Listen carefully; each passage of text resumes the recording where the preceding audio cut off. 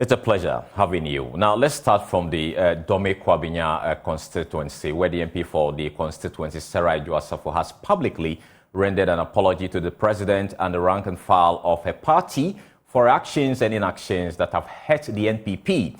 According to the former deputy majority leader, her actions were not deliberate and are regrettable. Adwoa Safo took a leave of absence in 2021, citing personal reasons, and even had it extended indefinitely beyond August 31, 2021. As a result of her extended absence and perceived ineffectiveness as both a lawmaker and government appointee, she was relieved of her role as Minister of Gender, Children and Social Protection. Despite attempt by President Privileges Committee to obtain reasons for her prolonged absence, she did not provide any. But in a televised message, the Dome-Kwabinya MP says none of her actions were deliberate. Meanwhile, some constituents of Dome-Kwabinya have been sharing mixed reactions to the apology rendered by the MP. Madam Adwoa Safo, who had taken a leave of absence in 2021 citing personal reasons, had her leave extended indefinitely beyond August 31, 2021 as a result of her extended absence and perceived ineffectiveness as both a lawmaker and government appointee. She was relieved of her role as Minister for Gender, Children and Social Protection, despite attempts by Parliament's Privileges Committee to obtain reasons for her prolonged absence. She did not provide any. Now, the exact reason for this apology remains unclear, but she says she's sorry. I wish to proffer my sincere apology to His Excellency the President Nana Addo Akufo-Addo, the Vice President Dr. Mahmoud Baumia, the Chief of Staff Honorable Frema Osei Opari, the Majority Leader and the entire leadership of Parliament, my colleague members of Parliament, the entire Majority Caucus, the leadership of our great party, the National Chairman and the General Secretary, together with all your executives, the regional executives of Greater Accra, the constituency executives of Dome-Kwabinya led by Chairman Bonsu, all polling station executives. I wish to state that I'm sincerely sorry. I apologize for my actions and inactions. None of my actions were intentional, deliberate, or calculated to bring disrepute to our great party. I was going through a lot as a mother and as a woman. I want to take this opportunity to ask for your forgiveness for anything untoward that I have done to bring the name of the party into disrepute. As the saying goes, to err is human and to forgive is divine. I ask for your forgiveness. Her apology has already been received with a sharp reaction. Her constituency secretary, Theophilus Ansalabi, said although her apology has been accepted, they are not willing to support her parliamentary bid. She has every right to apologize. If she deems it within herself that she's done something wrong to the constituents and that she wants to apologize, that's fine. But we say, okay, very good, we accept your apology, but I think enough is enough. What do you mean? You say enough is enough? We have the men and the women. Dome-Kwabiny's name cannot be mentioned in the news for the wrong reasons all the time because of just one person. And I say here that I am a party leader and a delegate who takes part in the selection of candidates for the constituency. But some constituents have been sharing mixed reactions about the apology by Madam Adwoa Safo. Safo administration is very poor. It's very, very poor. When it's voting time, you see her around, going up and down with the macho men. That's what they are, all of them are up to. But not we, the people that represent our need. She's a human being. And we, human beings, offend human being. You understand? So if she has done something, she has realized that what she has done is wrong. And she has come for an apology. Who are we to say no? We'll forgive her. But I don't have anything to say. But I don't want to have to say, if you come, they make every effort to thank everybody. We didn't have anything to say it again. Just allow him to do whatever he did. The Dome-Kwabinya constituency is the largest in Ghana with over 150,000 voters. A reason happenings here gather attraction. At the moment, It is unclear if Sarah Adwoa Safo will be contesting the next elections. All eyes are fixed for the unfolding developments. Samuel Mbura, JoyNews, Dom Kobia. Now, Deputy General Secretary of the NPP, Haruna Mohammed, joins us on Zoom. Do you already have a formal apology from the MP as a party?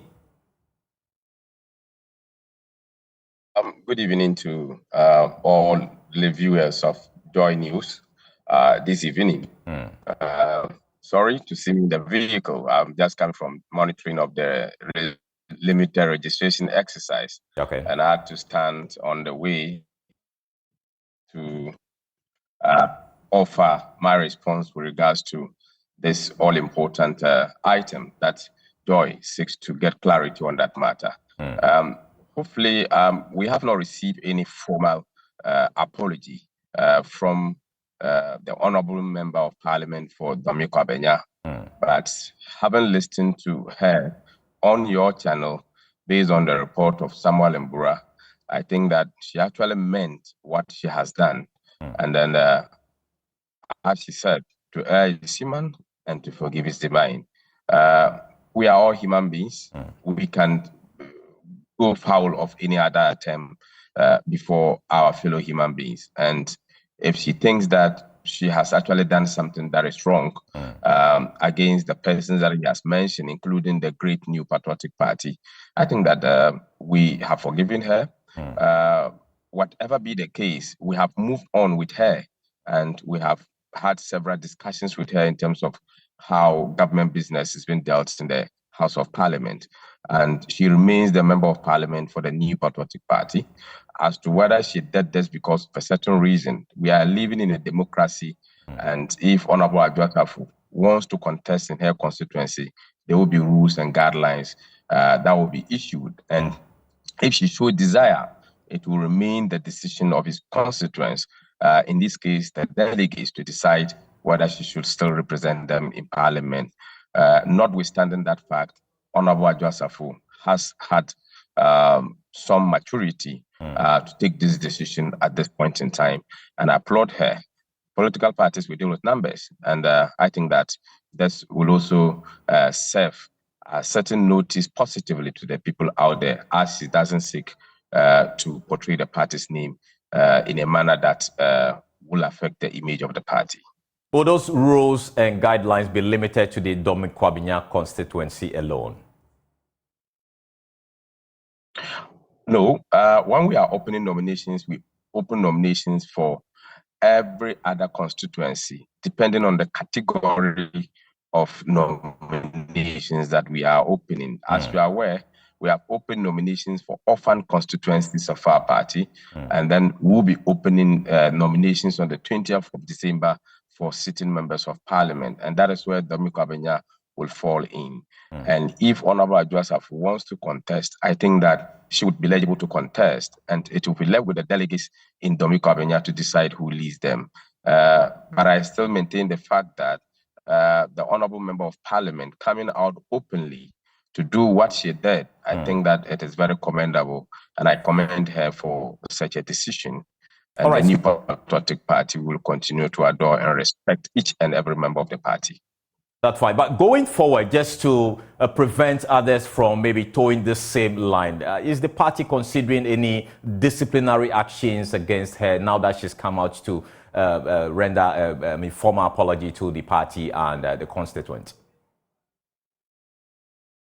I think that the party has a procedure for addressing disciplinary matters that is contained in the party's constitution in Article 4 of our party's constitution, where we have disciplinary and procedures that we outline in the party. For us to be able to take disciplinary measures against somebody, depending on the level at which the discipline is coming in or the misconduct is coming in, if it is a polling station executive or just an ordinary member of the party, I think that a petition would have to be sent to the Constituency Executive Committee. If it involves a Constituency Executive Committee, a petition has to be sent to the Regional Executive Committee. If it involves a Regional Executive Committee, the petition has to be sent to the National disciplinary committee, rather not the executive committee, but the disciplinary committees in those various categories. So we have not received any petition against Honorable Adwoa Safo to be referred to the body that has seized the opportunity to look at it.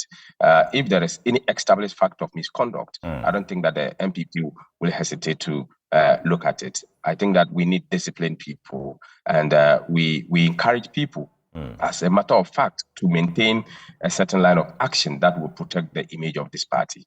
Thank you so much, Mohamed Haruna, for speaking to us here on JoyNews Prime. We appreciate your time. Still on the NPP, former Agric Minister and NPP flag bearer hopeful Dr. Akufo-Addo is rallying party members in preparation for the 2024 elections.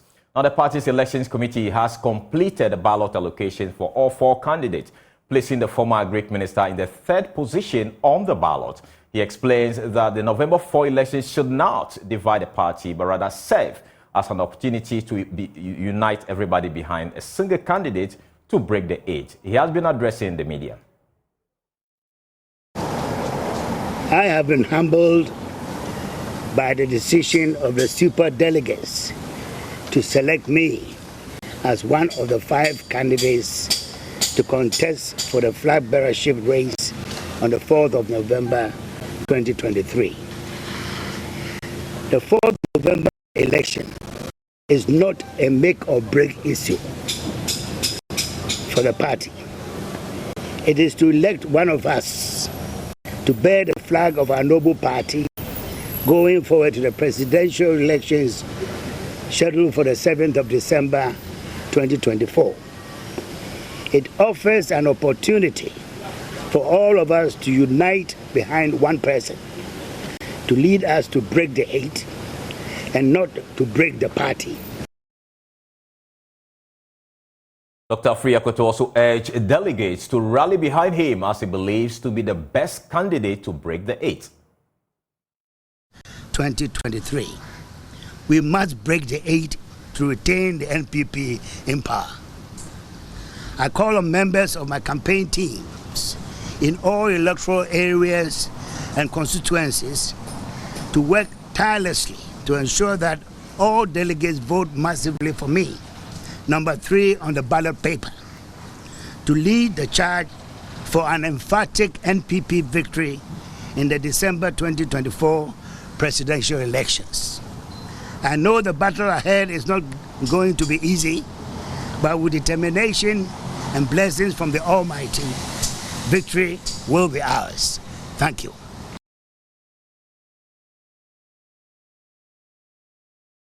Now, the search for Jane Mensah and other top officials of the Electoral Commission as lawyers of a first-time voter accuse the election management body of evading service and failing to respect a court injunction ordering a halt on the EC's limited registration exercise. The plaintiff, 18-year-old Precious Ayita, secured a contempt application against the Electoral Commission after the EC proceeded with the limited voter registration exercise despite an earlier injunction by the applicant. Now, the lawyers and a court bailiff have been unable to serve the process on the EC after a 3rd attempt. The following report has more. On Tuesday, lawyers for 18-year-old Precious Ayita were informed by the Electoral Commission officials to return on Wednesday to serve the contempt of court application because they were locked up in a meeting. Unfortunately, the lawyers were turned away by the police on duty on the next day. The situation was not different when the lawyers, together with the bailiff, came back to the Electoral Commission premises on Thursday. After a short interaction with the police, member of the legal team for the plaintiff, Joseph Wellington Blay, explains they have been denied entry to the EC offices for the 3rd time. The message has been simple, that we have to, nobody's allowed to come in or out of, they are not admitting anybody into the EC's premises.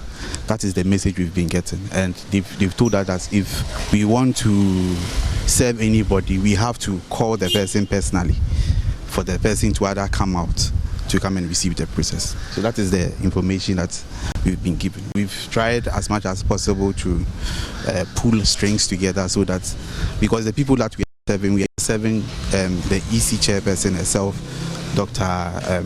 Bosman, and then one Mr. Samuel Tete. Those are the people, and it is hard to reach them. So if we're given access, at least the bailiff could have gone inside to attempt service. What was the reason for not allowing you into the premises? They didn't offer any reason per se. I think the reason is instructions from above. Nobody is allowed to enter or move out of the premises. So we've been denied access once again. He said although her client is in high spirits, she's unable to enroll onto the EC's voters register. It is a very trying moment for her, but she's in good spirits.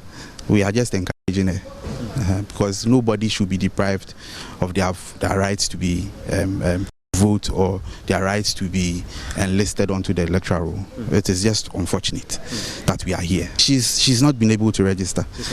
She can't register. She can't afford. The distance between where she resides and the closest district office is 40 kilometers. Okay. It is practically impossible for. And the question is, although the distance, she's been able to come and file a case in Tema.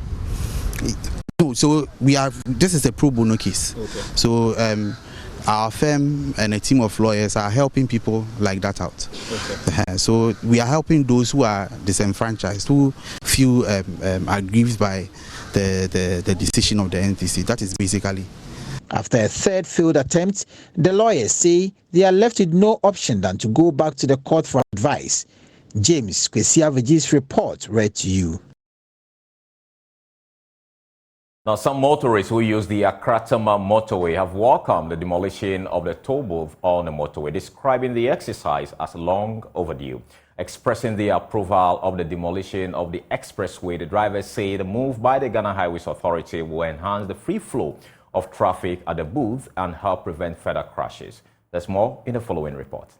To curb the incessant crashes into the abandoned toll booth on the motorway, the Ghana Highways Authority authorized contractors to demolish part of the structure sitting on the original motorway. After successfully installing street lights near the booth to enhance visibility in the night, contractors on Thursday, September 14, 2023, cleared a number of the booths. Samuel Aidan is the site engineer for the demolition exercise. Behind me is the demolition exercise, which is still ongoing. Well, now you can see that we've gotten to the harder part, which is the reinforcement works. That is the concrete aspect of the demolition exercise now we are having.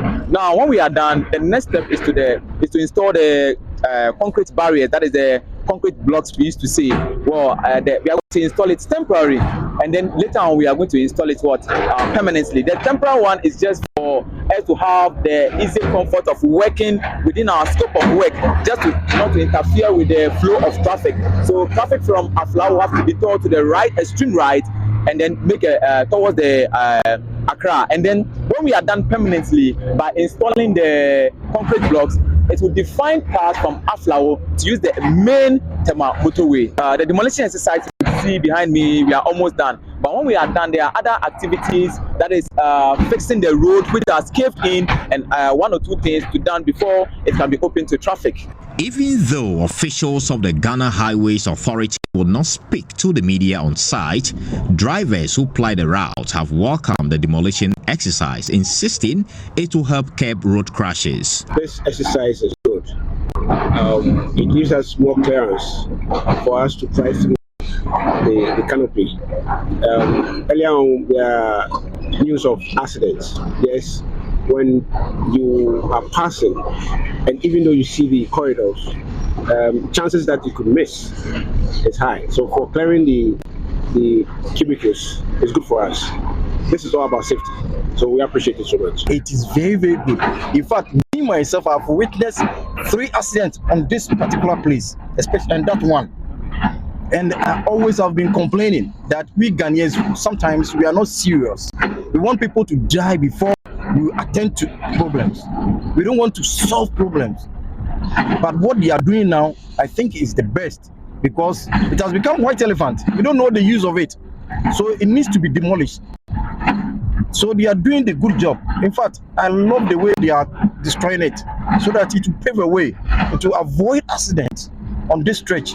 The question question on the lips of many motorists who ply the Accra-Tema motorway is when the Ghana Highways Authority would tackle the many potholes on the stretch. Ghana Highways Authority are not doing their work.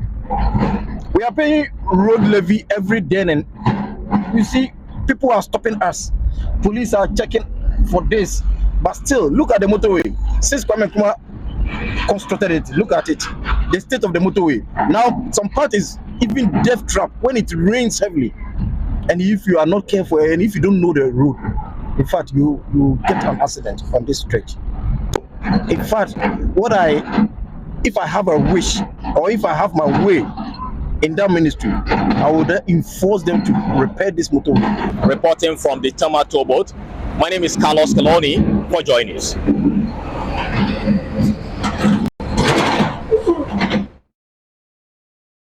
Let's go back to our earlier story and speak to the lead counsel for Precious Ayeta, in the person of Ni Akufo-Addo Samoa. Has anything changed so far since your team left the premises of the EC? Good evening. I hope you can hear me. I can hear you, Ni Akufo-Addo. Excellent. Okay. So good evening to your viewers. Nothing has changed. We have exhausted the mandatory 3 attempts per the rules. That's the minimum number of times you must try to serve anyone who is being served with any court process. And so having done that, we are now entitled to go back to the court to inform the court that clearly the respondents, that is Madame Jean Mensah and the 2 other commissioners, have deliberately not only been obstructing the service, but are also evading service. And so the court rules provide that we can go for what we call substituted service. And based upon what the recommendations will make to the court may decide on the mode of service. And so we expect to hear from the court very, very soon. So apart from this move that you're making, do you have any other plans of getting the service done through maybe another way? That is the next logical step. Clearly, it tells us, but the posture of the EC tells us that they know the implication of being served with the contempt process. So we are very satisfied that once we are able to obtain the court order to serve her, everything will come to a closure. Because you yourself can realize that they have accepted the originating motion, they accepted the injunction application. Why are they evading the service of the contempt application? It should tell you something. So we are very clear in our mind and we know exactly where we are going. This exercise will come to a halt. That one, we have no doubt in our minds. So we are working meticulously according to whatever instructions we have received from our clients. And we are sure we'll get to the end of this. But how is Precious actually taking all of this? Well, she's quite well. As I told you, we are having to do a balance between her rights and also ensuring that the rule of law is upheld. We cannot have a situation where a public servant, number one, has arrogated herself to decide which places of a public institution court process servers can have access to. The Electoral Commission is a public place. Madame Jean Mensah is a public servant. The court process server has a right to have unobstructed access to serve processes. If you do not want to accept the process, he has a right to leave it at your feet. But you don't obstruct the service and you don't evade the service. Those are things that will bring to the attention of the court. And this is a contempt application. I wish to remind Madame Jean Mensah that it is a contempt application. We will ensure that she is served. She can run, but she cannot hide. She is not above the law. Thank you so much, Ni Akufo-Addo Samoa, for speaking to us here on this matter. We appreciate it. We'll take a break. We'll return with more. Stay with us. Welcome back. Now, the Ministry of Fisheries and Aquaculture Development has placed a temporary ban on new artisanal canoe entrants within the fishing industry. The measure means from October 1, 2023 to September 2026, the ministry will not permit new canoes to fish in Ghana's waters. The measure, according to the Minister for Fisheries and Aquaculture, Mavis Hawakumson, is part of a broader effort to ensure the sustainability of Ghana's fisheries and prevent the potential collapse of the industry. Richard Kodonyako has more in the following report. The temporary ban of canoes serves as a significant management measure outlined in the National Fisheries Management Plan for 2022 to 2026. The primary goal of this moratorium is to exercise control over fleet capacity and fishing efforts, thereby alleviating the mounting pressure on Ghana's fisheries resources, particularly the overexploited small pelagic stock. Minister for Fisheries and Aquaculture Development, Mavis Hawakumsin, says to assess the impacts and adapt to evolving circumstances, the moratorium's implementation will be subject to annual reviews. The introduction of a moratorium on new entrants for canoes is one new measure that the government is pursuing. This is simply a pause on new entrants of canoes in the sector.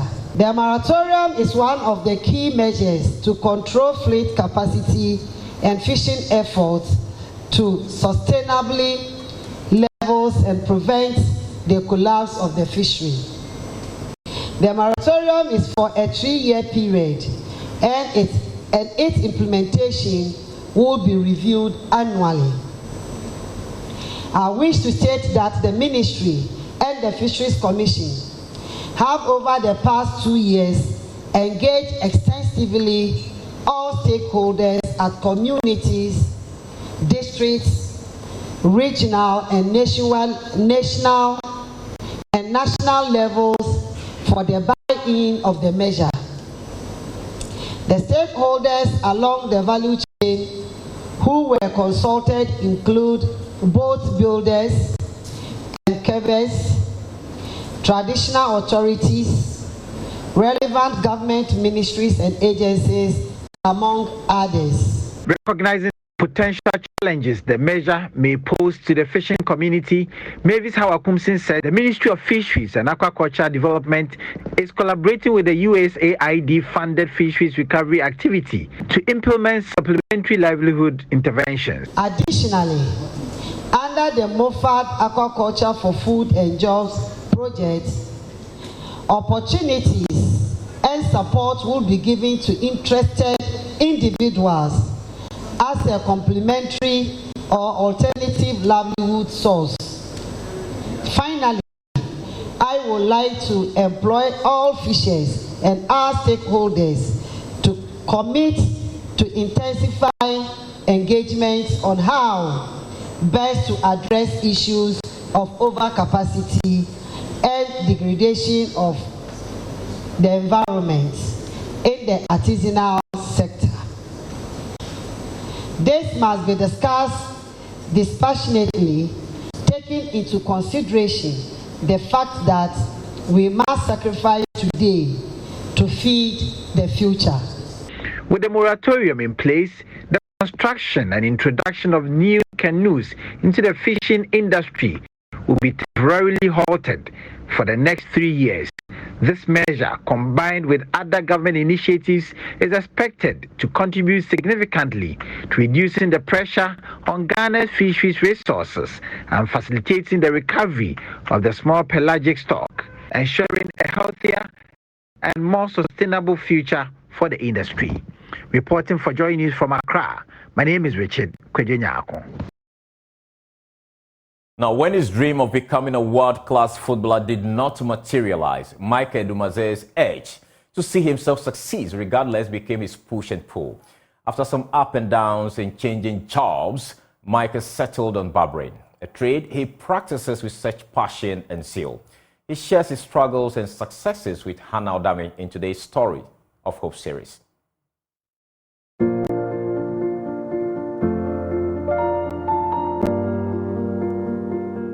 Michael has always nurtured a strong ambition of being a footballer.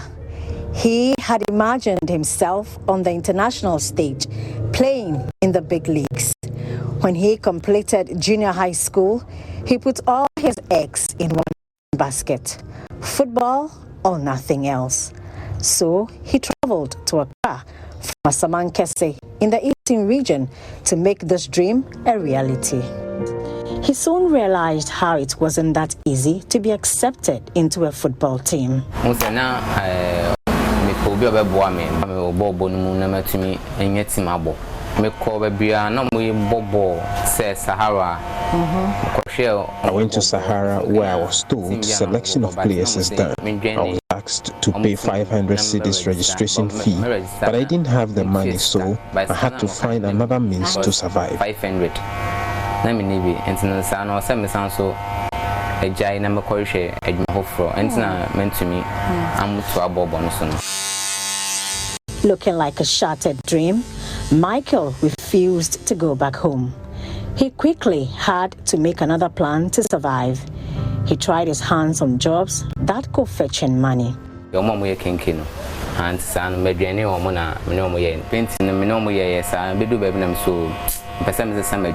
I found work by washing utensils for a kinky seller. After a while, I changed to helping produce and sell paints. That too didn't earn me much money. Cotton fruits. Na kinky now we importing. Now So I started selling buffalo. I carried it on my head and hawked around to sell. I left that too to sell fried rice, but I had to again quit to go back to selling paint, as I saw that as more lucrative. Michael got excited about migrating to South Africa. A client convinced him that he would earn more money whilst there. One day, me buy Jumana and share Madame Gaibi. One day, when I came to work, I met a barber who encouraged me to learn the trade. I wasn't interested because I wanted to learn tailoring, but after some counsel, I decided to learn how to barber. And through that, I traveled to SA based on the conviction of a friend.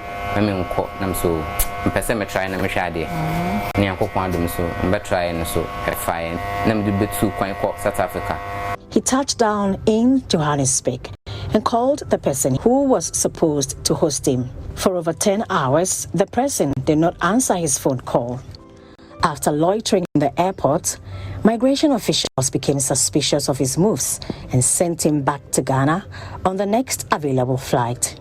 Take to the airport now, also by family. You do how much be say 4 up to an job 10 still not buy. Oh. From 4 a.m. when I landed in SA until 10 p.m., my host never picked his calls. Even from the immigration officers, they then became suspicious and deported me back to Ghana. South Africa airport and back to a film. With no money left, no job to hold on to, and no one to look up to, Michael decided to go back home to Asamankese. But some friends convinced him not to take that route. It took him so many years to bounce back. Eventually, the ever-determined Michael got back on his feet and now owns a barbering shop. Bye.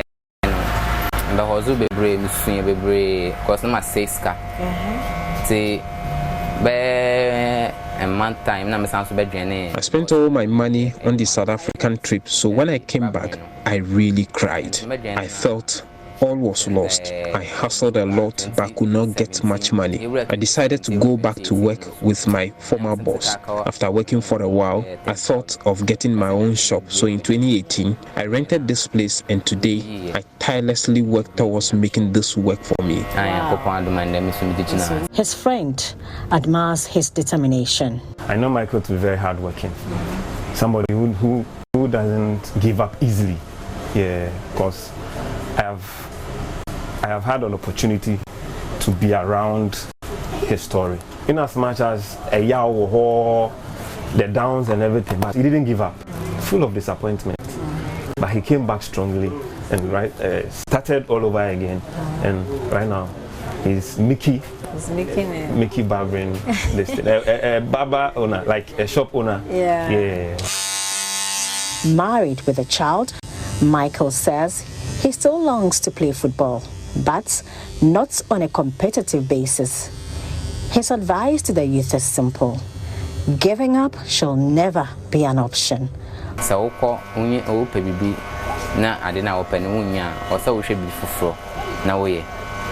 We all have desires, but sometimes achieving them becomes difficult. Don't sit down doing nothing. You have to try something else, just as I did. I also urge my brothers and sisters to trust in God to give them the best. And like me, they would also survive.